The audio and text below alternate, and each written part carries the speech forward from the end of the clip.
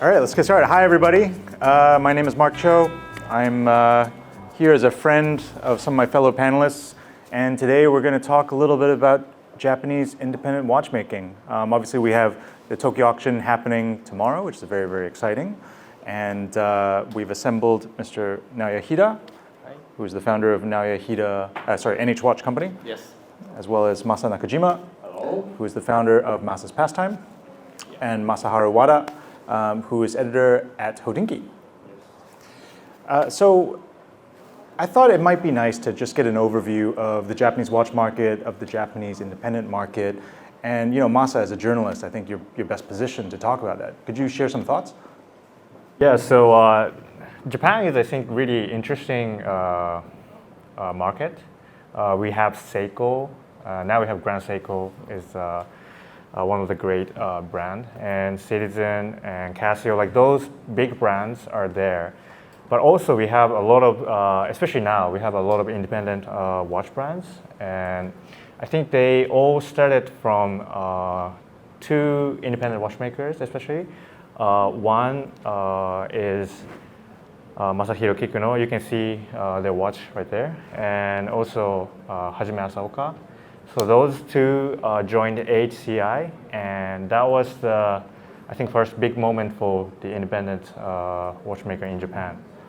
And then one of the biggest turning point was, I think, when Asaoka-san started Kurono Tokyo. And before that, I think those two guys were only the, like famous people. But now, like worldwide, I think people started paying attention to Japanese independent watchmaking world. And now we have Hida-san and Masa-san and everyone. So yeah, I think it's a tiny nation, but we have a lot of interesting independent watchmakers now in Japan. Yeah, it's really worth mentioning those names. I mean, Asaoka-san and Kikuno-san, they kickstarted the wave. And it was interesting because they were, high-end watchmakers doing very, very small productions of a handful of pieces a year. But Asaoka-san had the idea of launching Kurono, which was really like the first major independent Japanese watch brand, actually, that had like an accessible price point that a lot of people were after, and it kind of put it in people's heads that, oh, Japanese independent watchmaking is a thing. Yeah. Maybe same time Grand Seiko start to get the success in the North U.S. market. Maybe I think this is one of the key elements to market is realize that Japanese watch company making a good watch. Yeah, because now you have Grand Seiko as a mass market or high-end luxury, but still more commonly available. And then you have an entry level with Kurono, and then you have all of these new and great independent watch brands like yourselves, right? Yeah. So I am lucky enough to sit in this position where I've been a customer of both Hida-san and Masa-san, but also a dealer for them, as in I've hosted trunk shows, helped you sell pieces, and I've followed both of your careers very closely, and obviously it makes me very happy to see how far you guys have gone. What is interesting about both of you is that despite the fact that you actually operate in sort of a similar segment of the market, and you've both found great success, you've found it from very different approaches. Yeah. Like Hida-san, your background, well, tell us a little bit about your background first. I was joined the watch industry, Swiss watch industry in 1990, long time ago. I was working for several Swiss trading company. It's a Japanese branch of a Swiss trading company. At that time, the agent of the trading company, trading company's agent was several popular, famous, strong brands. I have opportunity to work with J.J. Recruit, Eterna, Maurice Lacroix, and Vacheron Constantin, Breguet, and Ibert. After big major group took over a popular brand, I need to find an alternative brand, which is I try to find Max Bussa with in the Harry Winston timepiece, Ulysse Nardin, Rose Trinidad time, and Roger Dubuis in the Carrosser's time. Then 2004, I have met with François Bourgeois, and I started to work with him in Japan, Tokyo. At that time, no one knows François Bourgeois. It's a totally different situation compared to today. But I have so happy and excited to work with him. 2019, I was joined to a Richmond group as a brand manager of Ralph Lauren watch and jewelry. In that time, I was long time I was a little bit frustrated because in my watch business career, I try to find my ideal watch. This is a long journey. But one day I realized that I couldn't find my ideal watch in modern watches and the vintage watch field. Therefore, I have two choices: give up or create our watch.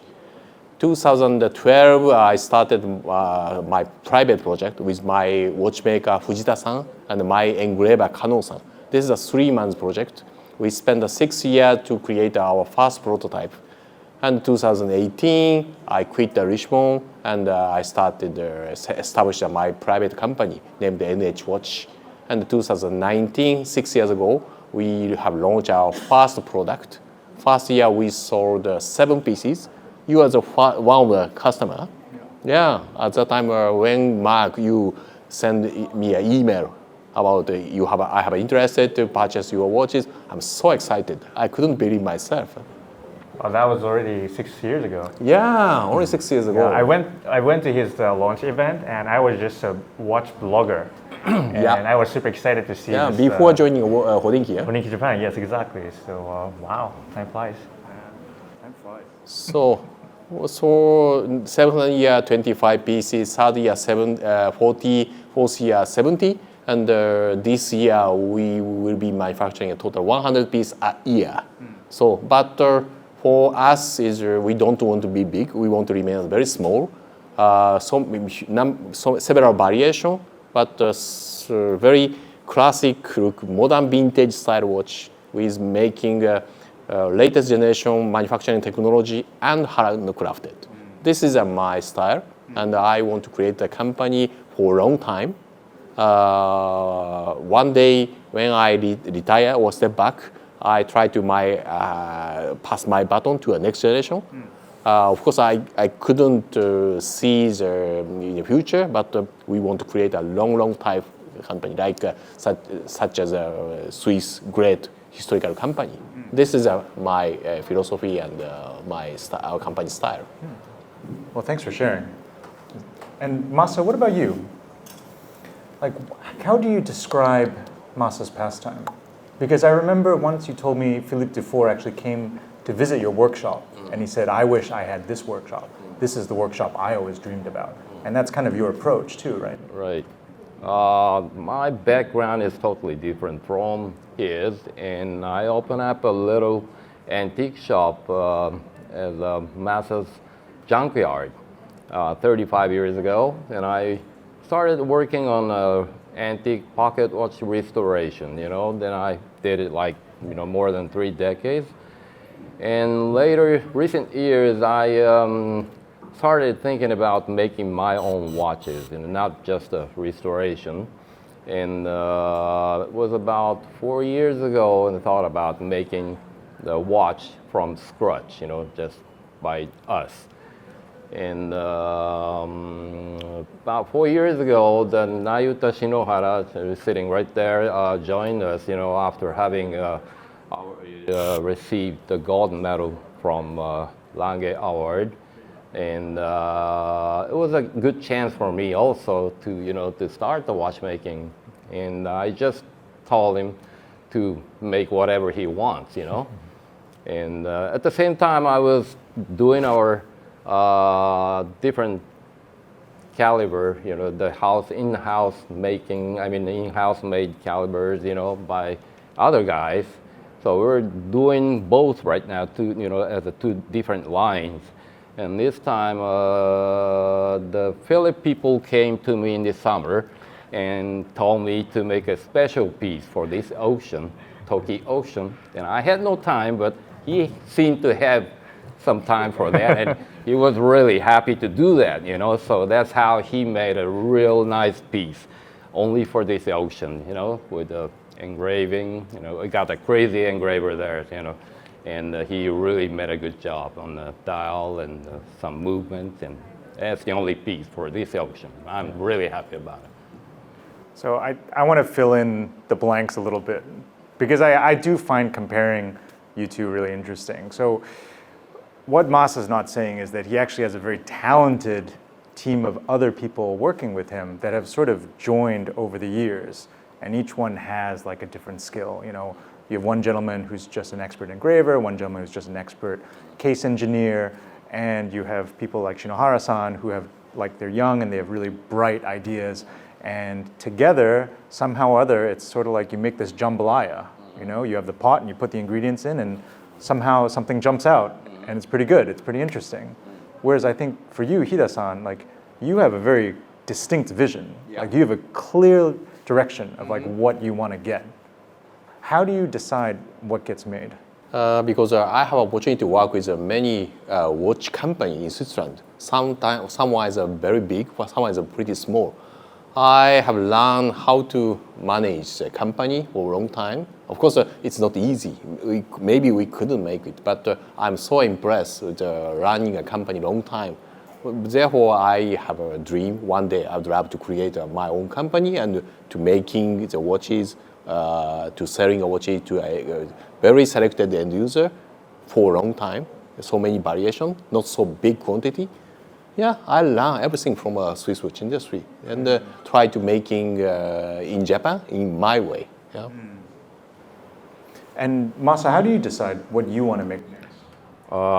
It is simple, you know, in my case, and I just want to express my favorite things, you know, in watches.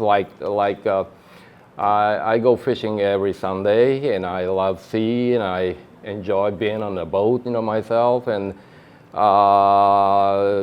that's how I made this watch called Nagi, which means calm water of the sea. You know, I really wanted to express the calmness of the sea. And, you know, you'll see these, you know, later maybe. You know, so in my case, it's very simple. Yeah. Like, do you think further out? Like, what's the next watch after this one? I think we're actually working on the next one already. With the cushion type case watch with the same original movement, and it's gonna be a little rougher shape. And see, this is a calm water, but it's gonna be a little rough sea. I think, you know, I can't tell you what the name of the watch yet, you know, but I will show you pretty soon. Okay. I think their styles are like very different. Also, like deciding everything. For example, Hida-san is like deciding, okay, this design, also with a team. Yes. But I think Masa-san is heavily working with the team. So of course he has some idea in there, but I think team is supporting, and that's how, you know, their watch are shaped. So, for example, Nayuta-san's watch, it's Nayuta-san's watch because he let him do it, right? Masa-san let him do it. So I think there's a little different on the designing and decision making also. That's what I felt from Right. that side. Yeah, I think so. Well, and then for Hida-san, you know, because you had such a long history with big Swiss brands, and you know how much can be done when you have the power of a brand and the power of that sort of volume behind you. You are thinking about going to complications one day? I love complicated watch. I love precious metal. I love a very unique shape of watch, which unique shape case watch. I love metal bracelet. I have a different color of dial. I have so many ideas. Problem is, it's everything takes time. I cannot make all the variation at once. So this is the only happy but serious problem for me. Actually, that balance of like, what do you prioritize? Because you have limited resources, you have limited people, you have limited money. Like, what did you prioritize for your Type 1, for the very first one? What did you prioritize? When we planning our first product named Type 1, firstly we fix the size of the case, 37 millimeter. For me, is ideal case size, not too big and not too small. Second thing I need to fix is a movement. We can have two choice, complete 100% original movement from scratch. It's a very ideal way, but also takes a long time. Therefore, we choose another way, which is we are using a base movement. But not so many choice we have at that time. 12 years ago. At that time, very few modern movement was available. Manual winding Puzo 7001 or Unitas 6497 is a very popular, but too small or too big. Therefore, my watchmaker Fujita-san gave me an idea. Why don't we use a Barjun 7750? Oh, that's a good idea. The Barjun 7750 is a diameter is 30. It may be suitable size for 37mm case. But I don't like the feeling of when you rewinding by manually. Therefore, I have asked to Fujita-san, okay, he has an idea. Okay, I can make a special click and click spring and heavily modified from self-winding chronograph to manual winding. And okay, we got the answer, solution of movement. Then I started making a detail, designing. And luckily, at that time, I already have an engraver, Kano-san. He is a very talented engraver, and I have an idea how the hand engraving index is. When I work with a Breguet, especially Breguet, I have an opportunity to see a lot of vintage pocket watches in Paris and in La Chaux-de-Fonds and Geneva. 200 years ago, Breguet has a hand engraved indexes. I'm so impressed. I fall in love. I would love to such a beautiful detail into modern watches. But it takes time, also difficult to making in light quality. I have asked to Kano-san, could you making a hand engraved index into wristwatch size? He said yes, because 200 years ago, a cast dial maker have no magnificent glass, very good tool. But now he has the latest generation magnificent glass. Maybe we can do it. Yeah. We try. And after 6 years period, our first prototype was made. Yeah, actually, just as an aside, that part is really interesting. The fact that hand engraving today can actually reach a higher level than in the past because magnification devices are so much better. I mean, Kano-san basically has a big screen microscope on his desk. Exactly. And if you have the muscle control to do the movements you need, you now also have the eyesight to be able to see how well you're doing it, which I think is very interesting. One thing that is very similar between both of you is your attitudes towards handcraft. Like both of your watches have a lot of handcraft to them. And obviously it's an obstacle when it comes to scale, but I feel like that's a very important part of your character and maybe even a very important part of Japanese craftsmanship. Like, can you really have Japanese craftsmanship that doesn't have handwork? Masa, what do you think?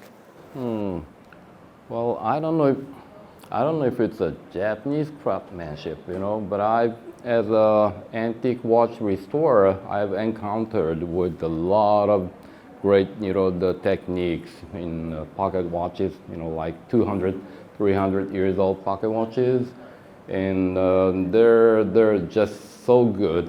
And I wanted to make a watch that we at least use the same technique and the taste on the watch we make now. I don't mean to make a copy of antique watches, but at least at the same level, then it needs to be by hand, done by hand. Other than that, it's not going to be the same quality, So that's what we're keeping, in all the guys are keeping those in their minds at the workshop, And your workshop, you recently had a French guy join. Right? Yeah.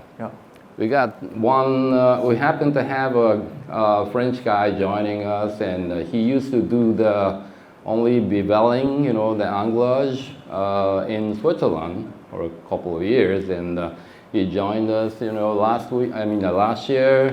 So now he's doing the anglage of the plates and wheels of both my MP1 series and Nayuta's watch, Okay, so that's not traditional Japanese way, but That's you true. know, That's true. it's really conventional, you know, real good techniques, you know, you can see on our watches. And Hida-san, what do you think about handcraft in your watches? Actually, when I made my watches, I never think about my design and creation related to Japanese craftsmanship. I love vintage wristwatches, 1930 to 50s Art Deco era, 50s to 60s mid-century era. This is also pocket watches. These three eras I love. I want to create these tastes with the latest generation technology and handcraft. This is our style. I never think about something related to Japanese craftsmanship. But interestingly, sometimes people, customer, watch enthusiasts, when people see our watches, touch our watches, he feel something Japanese spirit or Zen mind. I didn't intend this, but maybe without something intention, we made it something. I don't know. You know, because both of you are making small production and really it's one piece at a time. Yep. You get a lot of requests for customization, you know, and in the luxury world today, everybody wants to have a customized something or other. Yep. What is your view on customization of watches? Actually, I love customization. I love bespoke suits and shoes. I love all kind of customized. But when we start a watchmaking business as a professional, I realized that the customization is something a nightmare for the especially logistics. Yeah. One day when my team is mature enough to operate in the logistics and manufacturing, I would love to set up a customized division to making something bespoke watch, something. But I think it takes some time. Like, because you have such a clear idea of how you want a design to turn out. Yeah. Would you still be willing to let someone else customize it? Maybe I can give an idea or suggestion. And if the end user reject, I want to create this dial, this detail, this balance. Maybe sometime I need to say no because it's not my style. I think it's something similar as a tailor. Tailor, suits tailor, they have something own style. You can order any kind of style you want, but the result is sometimes not 100% satisfied. I think if the mature customer or enthusiast understood what is your taste, what is your style, and maybe they want to create something customized product for suitable product for their style. I think this is a good marriage between enthusiast and brands. But if the customer doesn't understand their style or place an order, maybe it's not a good result. And Masa, what do you think? As you know, that before we start making our own watches, we've done a lot of customization, you know, watches. Like when you picked up the small pocket watch and you said that you wanted to, you want us to convert it to the wristwatch, you know, then that kind of thing. We've done a lot of those, you know. But now, as a watchmaker making our own watches like these, and I can't really do a lot of customization requests, you know, the taking requests so much. But I just had one client who wanted to do a little customization on the Nayuta's watch a while ago, and I told him we can do that. Well, if you can leave us the most part of it, you know, like we understand what you do, what you want to do, and if you can really leave us the rest of the thing, you know, then we can do. And I think we can keep doing that, you know, still from now. Okay. you have both been in your careers for quite a while now. What do you want your legacy to be? What do you want to leave behind? Hida-san, what about you? As I told you, our goal is set up a long life company, watchmaking company. Therefore, now my biggest challenge is how to make a concrete base for long life company, and how to create the strong DNA, and how to pass this DNA to next generation. It's not easy, of course, I know, but we already have a second generation, third generation in our company. So, yeah, I think it's not easy, difficult to making a clear DNA and also mutual understanding this DNA. And I hope one day my next generation took over the casting board and running my company. Yeah. And Masa, what about you? To tell you the truth, I'm still too new, to say that. I mean, we just started like 2 years ago, but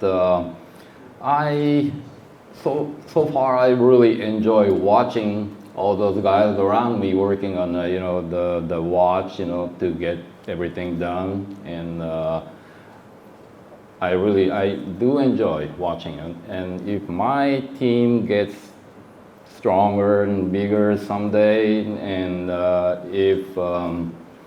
if somebody like him, want to take over the role I'm doing right now, I just want to maybe sit aside and watch him doing. I enjoy that. That's as far as I know now. All right, well, gentlemen, thank you so much. Wada-san, do you have any closing remarks? Because Toki is an interesting thing. Toki is a pretty exciting thing for you. I have questions. Oh, please. Oh, we'll have questions right after this, I promise. Yeah. Scary. So when we first heard about Phillips doing this Toki auction, we have Chief Editor Sekiguchi-san here, and we were like, oh, let's do it. Let's do the media part. Because watch industry in Japan is very unique and interesting, and we want everyone to know, more people in the world, we want them to know. But also, maybe because yen is weak. You know what? Sometimes, for example, GPHG is skipping the tour, not going to Tokyo. Oh. Maybe it's too hot, I don't know. But skipping to another country, and we pay attention, but we want more attention from worldwide, and we thought this is a great opportunity. And also, big brands like Grand Seiko and those brands are doing great. And also, we have a lot of very interesting independent watchmakers. And the Japanese collecting community is really interesting, and they keep everything in really nice condition. And we thought we should share this to the world. So yeah, please don't forget about Japan. Well, I don't think anyone will, but. All right, questions. Thomas, please. I would like to really thank you both and Hodinkee Japan for embracing the Toki project at first. Second, to be here with us and sharing your experience. I have two questions. My first one is, can you please share with the audience what you have done for Toki, why they are so unique and why collectors should look at your watches, and more importantly, why they should bid on those watches? We consign one watch for Toki auction. It's named Type 1 D2. This is our first gold, full gold wristwatches. But I think it's not unique enough. Therefore, we decided to very special customize opportunity only for this watch. As in the previous conversation, I said customize is a nightmare of the logistics. Yes, it's true. But maybe in very special opportunity, we try to provide a very special service. Therefore, lucky winner able to communicate with us to making a very special design, maybe initial or motif or logo, whatever the end user want, collector want, with our engraver Kano-san, and he will be making his idea on the caseback.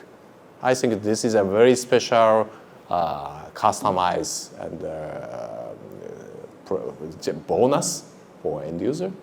And I heard that this is ancient pocket watch era. I think this kind of tradition was available, especially in France and Swiss watch industry. But I think it's not so popular now. Therefore, I'm so happy to provide this service for the lucky winner. So I hope tomorrow I'd like to meet one lucky winner. Thank you. Thank you. What we have there is a Nayuta Model A special for Toki, and he released that watch last year, and we were so happy that we got much more orders than what we can make. And this time, in order to do a gauche dial, on the sterling silver plate, he himself did it with what we call sanding, the sanding finish on the dial, which he had never done on his watch.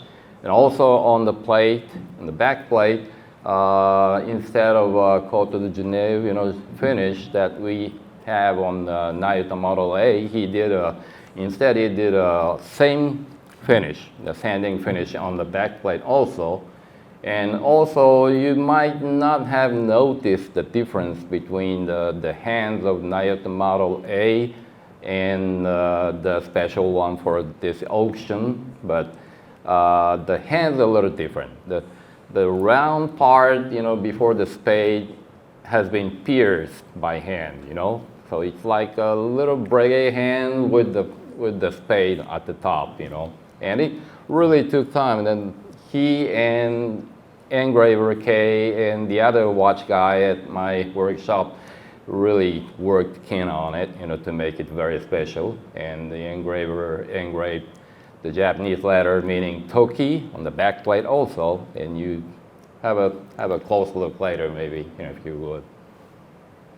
Thank you. My second question is, because both of you started a watch company, watch manufacturer, let's say, recently, I would like to ask you both, which part was the most difficult or challenging that you have faced?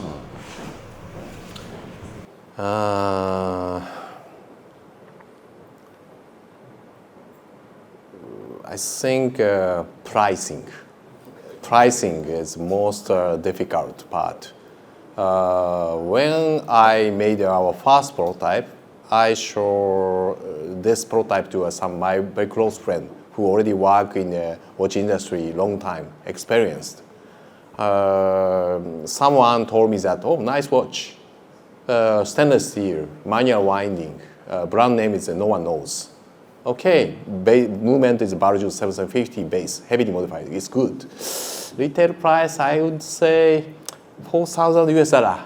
Even that's still too expensive. Maybe 3,000, like this.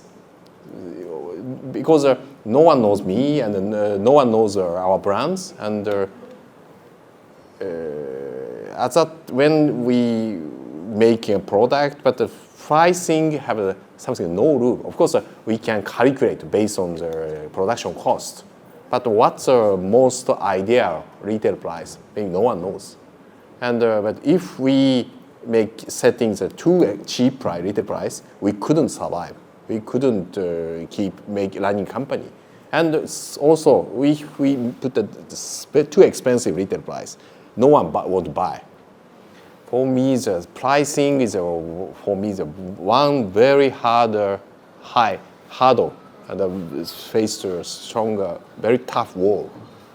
Finally, we decided to set pricing to around 15,000 US dollar. At that time, the Japanese is a little bit higher, stronger than compared to today. Luckily, end user customer, which enthusiasts accept this price, like Mark did. We start a very good start. Our company start. But for me, the first and the most toughest challenge is pricing. To me, it's almost the same thing, I think. Since we're making everything at our workshop, perfectly in-house, and so far we can only make 10 Nayuta models, and 10 MP1 for a year. And that's all we can do for the year now. And I plan to sell it for 1/3 of it when I was just starting to make watches. And later I figured out, we're gonna be broke, for sure. And now I'm still thinking how I'm gonna be. If I try to make more watches, maybe I need to use outsource to make parts and stuff, and I'm pretty sure the quality is gonna go down. Then that's one thing I don't want to do. So maybe I will have to even raise the price for the future. I don't know if it's acceptable, but that's the one thing I always think about. After work. Actually, Masa, you must have something to say to that, because you're a Hodinkee editor. You got to look at Hodinkee comments, and half those comments, you know how they go. Well, yeah, especially, actually one of the first articles that I did was Hida-san's watch. And, Hodinkee Japan comment section is like peace.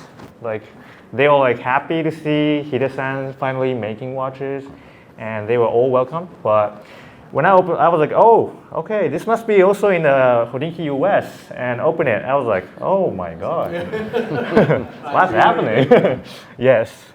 And I kind of felt bad if, Hida-san is like, seeing this. And but Hida-san was like really like, he had already experience in the FP Journal. So he was saying like, oh, I had the same thing at the FP Journal. And yeah, that was what you told me. Yeah. When you launch a new brand, new category of products, something, a new idea, sometimes you need aware there's so many negative comments from the market. But if you continue to doing the same thing in right direction, I think the market will be understanding. Yes, and I think most of the Japanese collectors, both of your products, Hida-san and Masa-san, I think they were like no problem with the pricing. So I think Japanese collectors have a little like, I don't know how to say it, but they're like okay with if they understand what's there and what's the price, and maybe because they knew about them more, but we just accept those like those new things actually. Yeah. Hope so. Any other questions, folks? Alex? Just yell it. I'll just yell. Okay. Today we see the arrival of, there's a lot of independent makers on the market. Most of them are based in Switzerland. Yeah. And there's always a common theme that we see right now, which is fantastic finish on three-hand watches. Is there an element that says this is Japanese independent watchmaking? What defines independent Japanese watchmaking other than being Japanese, made in Japan? I'm not a representative of Japanese independent, but I think most of Japanese independent watchmaker and small maison love old school. Probably almost everyone, including myself and Masa-san's and Kikuno-san. Kikuno-san is maybe very special, but Asaoka-san's watch and Kikuchi Nakagawa and Daizo Makihara, I think all very old school. Well, May- except for Otsuka Lotec. Yeah, Otsuka Lotec is very special, right? Very special. I don't know why young and watchmaker love old school. I don't know, really don't Old know. school, I don't see what you guys are saying, old school. We are very conservative, maybe. Yeah. Well, I don't know. I really don't know. I never tried to make a really Japanese looking watches, you know, myself. You know, I don't mean to make a watch with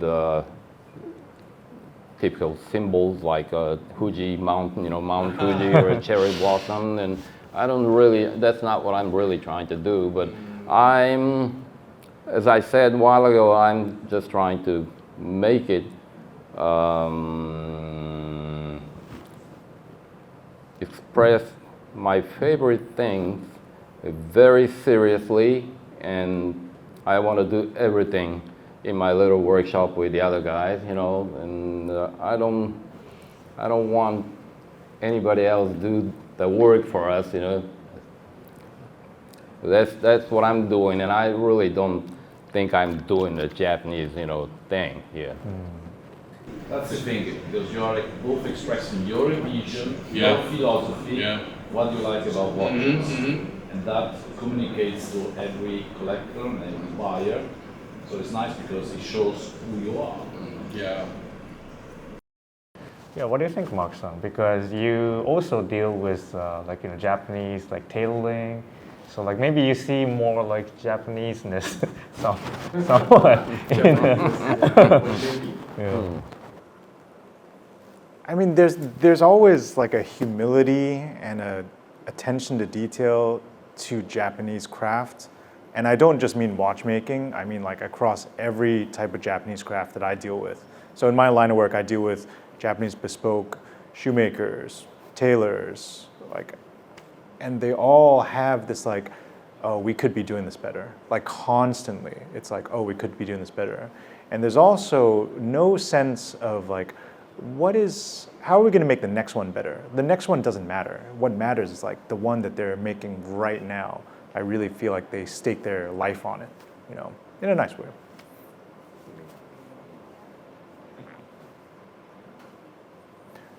All right, if that's it. Well, gentlemen, thank you so much for sharing. That was wonderful. Thank you so much. Thank you all for listening. If you get a chance, please have a very close look at Hida-san's work and at Masa and Nayuta-san's work, because it's just fascinating to see the two side by side, and ask them to take them out of the cabinets and have a play with it, okay? Good luck bidding. Thank you. Thank Thank you so much.